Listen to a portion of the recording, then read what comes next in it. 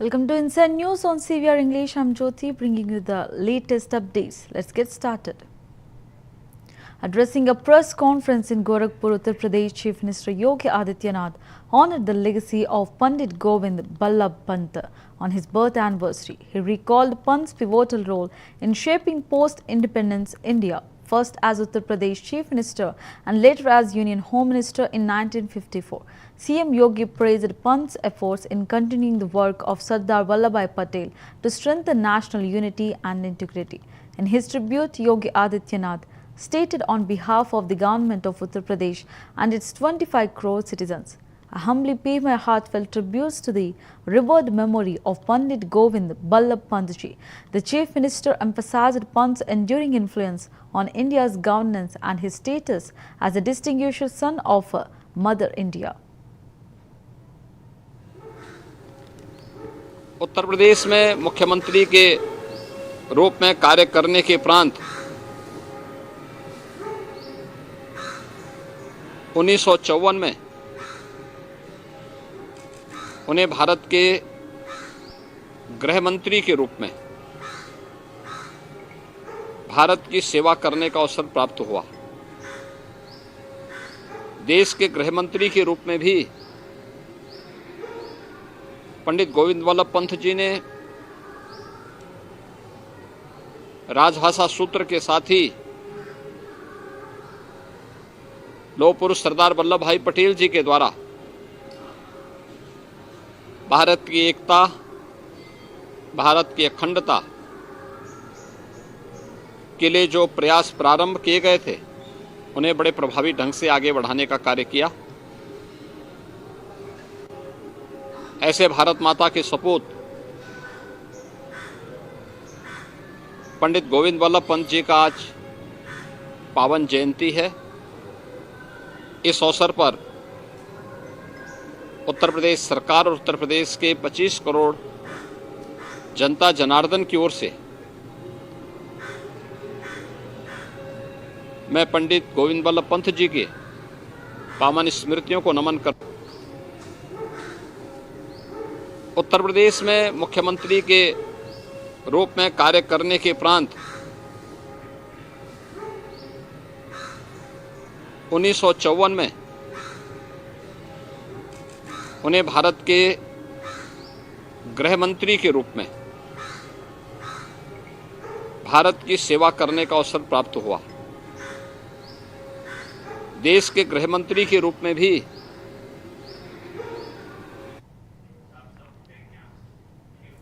In Kangra, Himachal Pradesh, leader of opposition Jairam Thakur expressed deep gratitude to Uttar Pradesh Chief Minister Yogi Adityanath for his generous support during the recent disaster. Thakur acknowledged the ₹5 crore contribution made to the Himachal Chief Minister's Relief Fund, emphasizing its significance in aiding recovery efforts. He also highlighted the large consignment of relief materials sent by the UP government, which directly benefited affected communities. Thakur praised the gesture as a reflection of national solidarity and thanked the people of Uttar Pradesh for standing with Himachal in its time of need. मैं हिमाचल प्रदेश की जनता की ओर से आभार व्यक्त करना चाहता हूं माननीय उत्तर प्रदेश के मुख्यमंत्री योगी जी का, जिन्होंने इस आपदा की घड़ी में हिमाचल प्रदेश के लिए 5 करोड़ रुपए मुख्यमंत्री के पास आपदा कोष में भी दिए और उसके साथ साथ में उन्होंने आपदा प्रभावित लोगों को सीधे मदद करने के लिए बहुत बड़ी राहत सामग्री भी यहाँ पर भेजी है। माननीय मंत्री जी इस सामग्री को लेकर के यहाँ पहुँचे हैं, इनका भी मैं धन्यवाद करता हूँ। और निश्चित रूप से हिमाचल प्रदेश में इस आपदा की घड़ी में ये हिमाचल वासियों के लिए, आपदा प्रभावितों के लिए बहुत बड़ी मदद है। मैं विशेष तौर से धन्यवाद करना चाहूँगा एक बार फिर से उत्तर प्रदेश के माननीय मुख्यमंत्री आदित्य योगीनाथ जी का, कि उन्होंने इस संकट की घड़ी में जिस प्रकार से हिमाचल प्रदेश के लोगों के लिए जो मदद भेजी है, ये देवभूमि हिमाचल प्रदेश के लोग सदैव इस बात को स्मरण रखेंगे। एक बार फिर से उनका बहुत बहुत धन्यवाद और विशेष तौर से माननीय मंत्री जी वहाँ से यहाँ तक इस सामग्री को लेकर के पहुँचे, इनका भी मैं बहुत बहुत धन्यवाद करता हूँ। मैं हिमाचल प्रदेश की Delhi Chief Minister Rekha Gupta, during her visit to the Institute of Human Behaviour and Allied Sciences (IHBAS), criticized her previous administrations for long-standing neglect of the premier neurological facility. She highlighted that IHBAS, a key center in North Asia, handles 2,500 to 3,000 OPD cases daily, but has lacked an MRI machine since 2012. A gap she called unacceptable. Gupta's inspection follows public complaints about deteriorating infrastructure and inadequate diagnostic tools. She reaffirmed her government's commitment to revamping Delhi's healthcare system, noting that new MRI and CT scan facilities are being introduced across 34 hospitals under a public-private partnership model. हम सब जानते हैं कि इभास जो है हमारे पूरे भारतवर्ष का बल्कि एशिया का एक बहुत बड़ा ऐसा सेंटर है जहां की न्यूरो प्रॉब्लम्स को कैटर किया जाता है। नॉर्थ एशिया का एक बड़ा सेंटर जहां रोज़ाना की लगभग 2,500-3 हज़ार OPD होती है। आप सब ने भी देखा कि यहाँ इतने लोग होते हैं, पर अफसोस इस बात का है कि इतनी बड़ी एसेट जो है, इतनी बड़ी एसेट का कभी पिछली सरकारों ने केयर टेकिंग ही नहीं की। जब मुझे इस हॉस्पिटल से रिलेटेड शिकायतें मिली तो आज मेरा यहाँ पे आना हुआ और मैंने जब यहाँ की डिटेलिंग ली तो पहले भी मेरे संज्ञान में था कि MRI मशीन यहाँ पे 2012 से नहीं है। 2012 के बाद से इस हॉस्पिटल में MRI की मशीन ना होना, एक भी CT स्कैन मशीन ना होना, एक्सरे और अल्ट्रासाउंड की लिमिटेड अपॉर्चुनिटी होना हमारे लिए दुर्भाग्य की बात है। हम लगातार उन अधूरे हॉस्पिटल के प्रोजेक्ट में लगे हुए थे कि हमें उन पे काम करना है, पर आज जो ये इतनी बड़ी एसेट दिल्ली सरकार की है, जो ना केवल दिल्ली को बल्कि NCR और बाकी देश के लोगों को भी इलाज देती है, मुझे लगता है कि इसको भी हमें रिवाइव करने की बहुत बड़ी आवश्यकता है। यहाँ पर जितने डॉक्टर्स हैं, जितना सिस्टम है, उसमें केवल मात्र 10 वेंटिलेटर के बेड हैं। अभी हमने ये तय किया है कि ना केवल हम इभास को नया बिल्डिंग स्ट्रक्चर बना करके देंगे, परंतु सबसे पहले within this financial year यहाँ की मशीनरी की जितनी रिक्वायरमेंट है, MRI, CT scan, ultrasound, X ray, ये सारी की सारी फैसिलिटीज़ इभास को हम इसी फाइनेंशियल ईयर में देंगे और उसमें आरी में अपने इसके लिए हम बजट क्रिएट कर करके हम यहाँ पे इसको पूरा रिवाइव करेंगे। हजारों पेशेंट मैंने यहाँ देखा कि लाइन में बैठे हुए हैं, पता नहीं कितनी ही लोगों की ज़रूरतें यहाँ से पूरी होती है, उनकी दवाइयाँ, उनका इलाज, उनको डॉक्टर्स का देखना, और ऐसे हॉस्पिटल्स को अगर हम सपोर्ट नहीं देंगे। Tripura Chief Minister Dr. Manik Saha inaugurated the first National Integration Camp 2025 under the Ek Bharat Shrestha Bharat initiative at the Urban Hath Purbasha complex in Agartala. Addressing youth participants from 18 states, he emphasized the deeper significance of the uniform worn by scouts and guides, stating that it symbolizes responsibility, unity and a pledge toward the nation and society.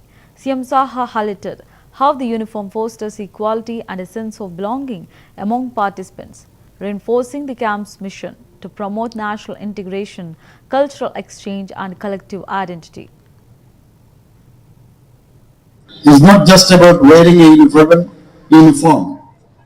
It is a responsibility, a pledge towards the nation and society.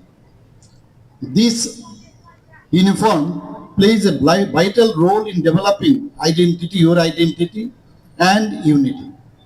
It fosters equality among all participants and builds a sense of belonging. Scouts and Guides stands a pillar of youth development of India. In the nation prepares its youth for the challenge of any circumstances, and like this become what I have said earlier, that it is very essential of this team. In conclusion, I sincerely thank the organizers and volunteers who made this camp possible. Last but not the least, I request you all to visit our attractive tourist spots across the state to know Tripura in all aspects. I'm sure the organizers have arranged your stay and fooding everything in comfortable ways. With this, I conclude my speech. In a disturbing incident in Latur, Maharashtra, a group of youths allegedly attacked a truck driver who was seated outside a hotel. MIDC police station Inspector Samadan Chavari confirmed that a case was promptly registered following the victim's complaint. The attackers are believed to hail from a nearby slum area, prompting the formation of a special police teams to trace and apprehend them. The investigations is ongoing, with authorities working to identify the culprits and ensure swift justice. The motive behind the assault remains unclear, but police have intensified surveillance in the area to prevent further incidents. 6-7 लड़कों ने मिलके एक truck driver को जो hotel के सामने बैठा था उसको मारपीट करने की वारदात हुई है और उस सिलसिले में हमने ट्रक ड्राइवर की कंप्लेंट लेके इमीडिएटली एमआईडीसी पुलिस स्टेशन में उसका मुकदमा दर्ज किया है। सेम डे से हम अक्यूज जो है उनके नाम निष्पन्न किए और उनकी जांच कर रहे हैं और साइड बाय साइड जो अक्यूज है वो थोड़ा सा स्लम एरिया के बैकग्राउंड के है। इस वजह से हम आरोपी को ढूंढने के लिए टीम फॉर्म की और आरोपी की हम ढूंढ रहे हैं उनको और कोशिश जारी है। ऐसा कोई बड़ा कारण नहीं, उसमें जो अक्यूज है जो कंप्लेनेंट है वो वहां पे बैठा था और बहुत ही नॉर्मल कारण से जो अक्यूज है उन्होंने शराब पी थी, ऐसा वहां के आजू बाजू के लोगों का मानना है और शराब के नशे में उन लड़कों ने ये वारदात। इसमें टोटल 7 अक्यूज है, उसमें कुछ माइनर लड़के भी होने के पॉसिबिलिटीज है, ऐसा वहां के आजू बाजू के लोगों के कहने से है कि उसमें कुछ बच्चे भी थे, तो बच्चे और कुछ मेजर अक्यूज मिलके उन्होंने ये वारदात। इसमें बीएनएसएस के सेक्शन 118(2), 115(2), 352, 351(2), 189(2), 191(1), 191(2) और 191(3), 190 बीएनएसएस के तहत मामला दर्ज किया है। Following CP Radhakrishnan's election as India's 15th Vice President, Union Minister Piyush Goyal lauded the outcome as a powerful endorsement of Prime Minister Narendra Modi's leadership and India's growing stature on the global stage. Goyal emphasized that the overwhelming support Radhakrishnan received even from opposition MPs demonstrates a collective desire for progress and principled politics. He remarked that MPs across party lines recognize the need for a capable and respected figure in the Vice President's role, and their votes reflected a shared commitment to national development and unity. मुझे लगता है कि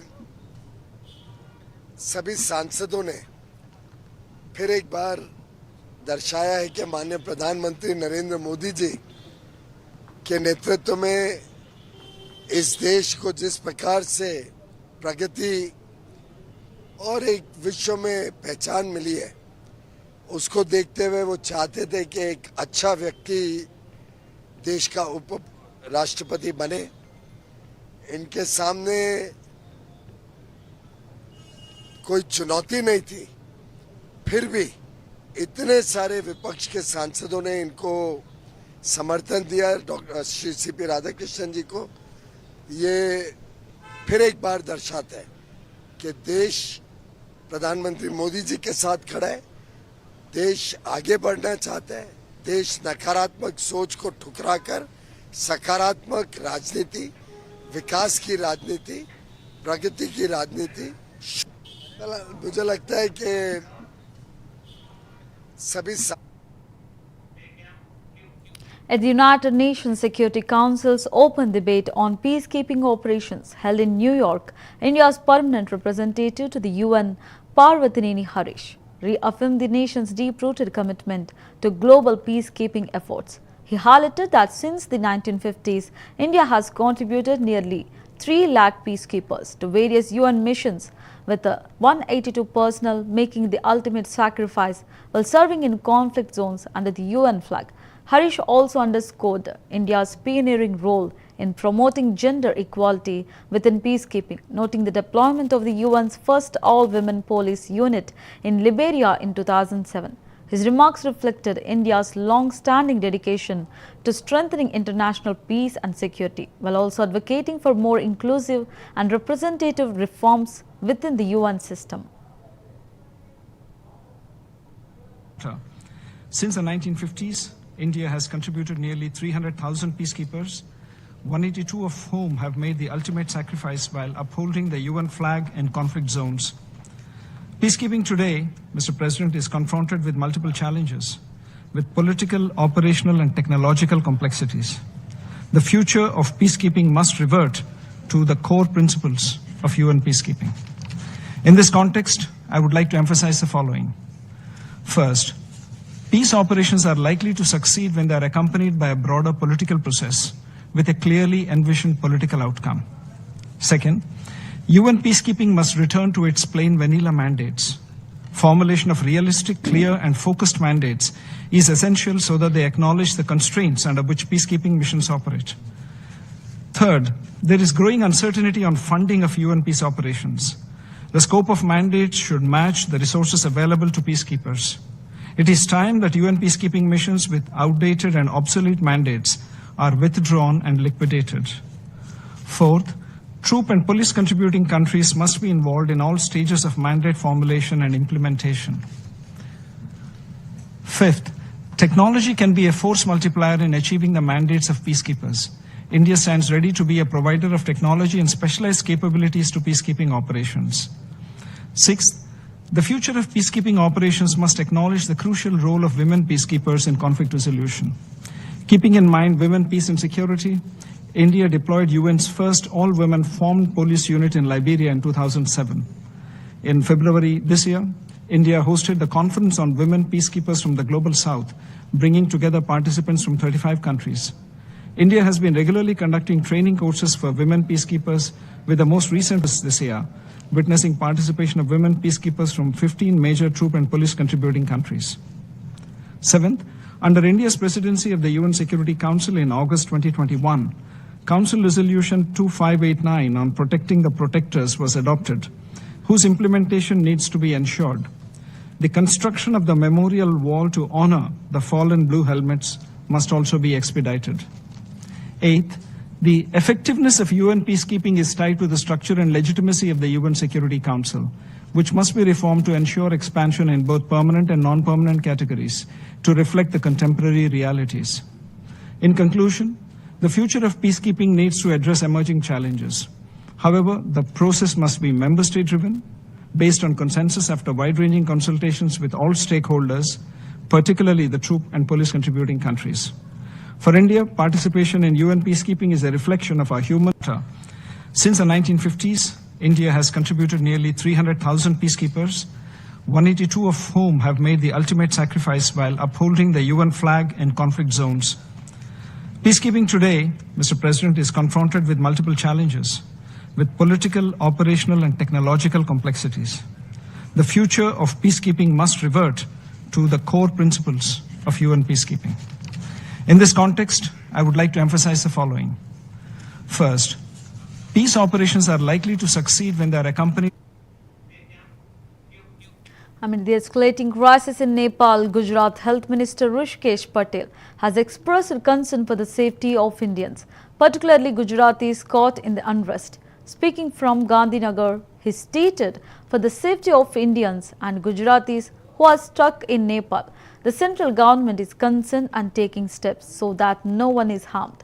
His remarks come as violent protests continue across Nepal following Prime Minister KP Sharma Oli's resignation.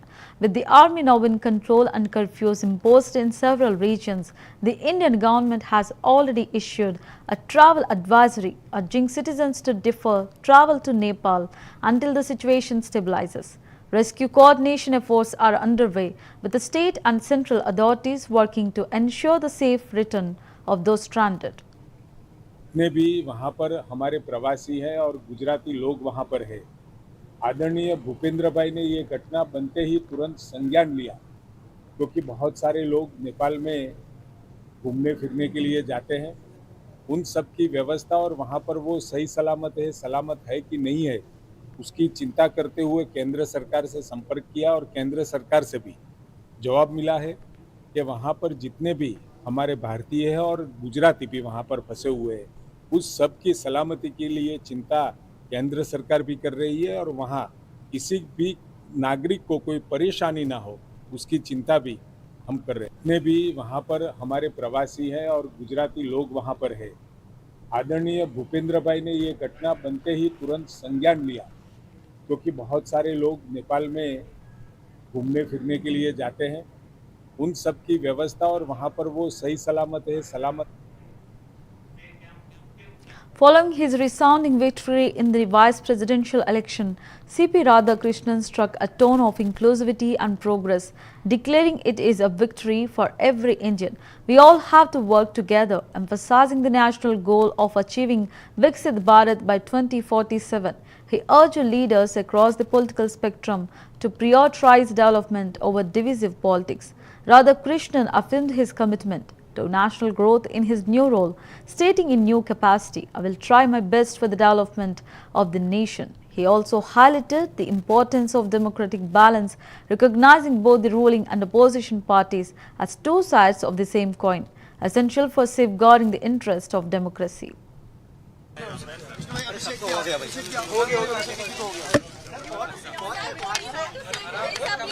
Big victory. What is your message, sir? It is a victory for every Indian that we all have to work together. If India, we have to develop Viksit Bharat by 2047 means we should not do politics in everything. We have to forget, once the election is over, we have to forget the politics and we have to concentrate on the development. I will, in the new capacity, I will try my best for the development of this nation. But sir, earlier we have seen that the opposition they raised so many questions. Do you think you got new responsibility now? They will support opposition. What is your message? Sir, Mr. In democracy, Yes. ruling party as well as opposition, both are important. It is the two sides of the same coin. The interest of the democracy will be taken into account. Sir, Mr. Kharge seems to have lost faith in VP post, sir. He is saying that he would expect you to have that equal footing for opposition, and he's also saying that you won't succumb to the dispensation. Every post is important, but every post has its own limitations. We have to understand that and we have to work within that.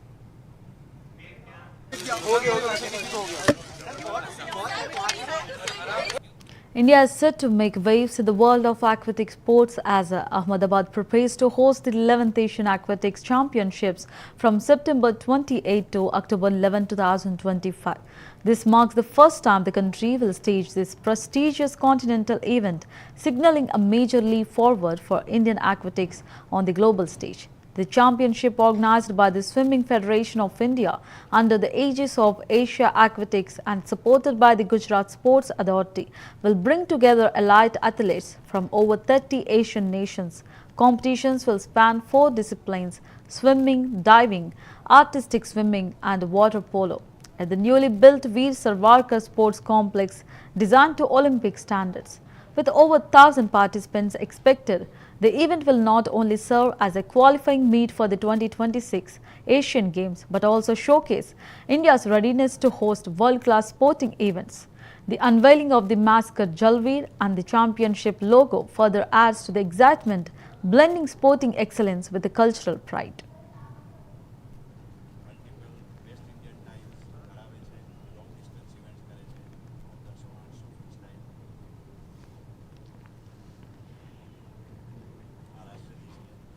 Freestyle specialist છે sprint freestyle correct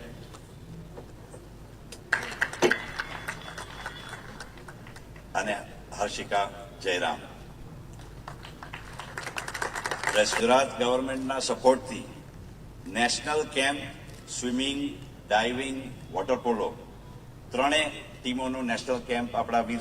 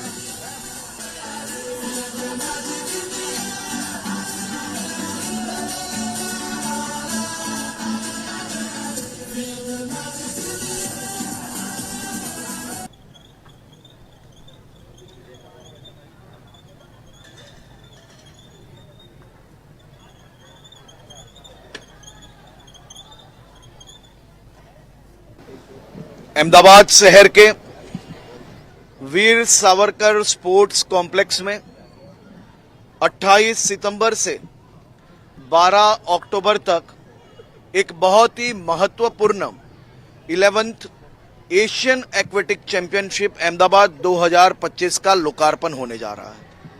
ये tournament अपने आप में बहुत ही महत्वपूर्ण tournament है। ये tournament में करीबन 28 देशों से 900 से ज़्यादा खिलाड़ी भाग लेंगे, 300 से ज़्यादा ऑफिशियल्स आएंगे और हज़ारों की संख्या में व्यूअर्स अलग अलग देश से अहमदाबाद पधारेंगे। ये टूर्नामेंट की व्यवस्थाएं फेडरेशन द्वारा एवं स्टेट गवर्नमेंट द्वारा सभी प्रकार की व्यवस्थाएं कर ली गई हैं। ये अपने आप में एक बहुत ही महत्वपूर्ण बात है कि पिछले एक महीने में कई महत्वपूर्ण इंटरनेशनल टूर्नामेंट्स वो गुजरात में आयोजित हुई है।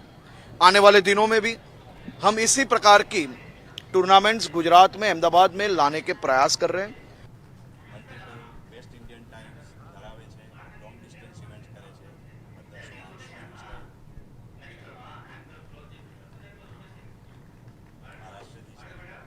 ફ્રીસ્ટાઇલ સ્પેશિયાલિસ્ટ છે, sprint freestyle. That's all for today's bulletin. Thanks for joining us. Stay tuned to CVR English for more updates. I'm Jyoti signing off.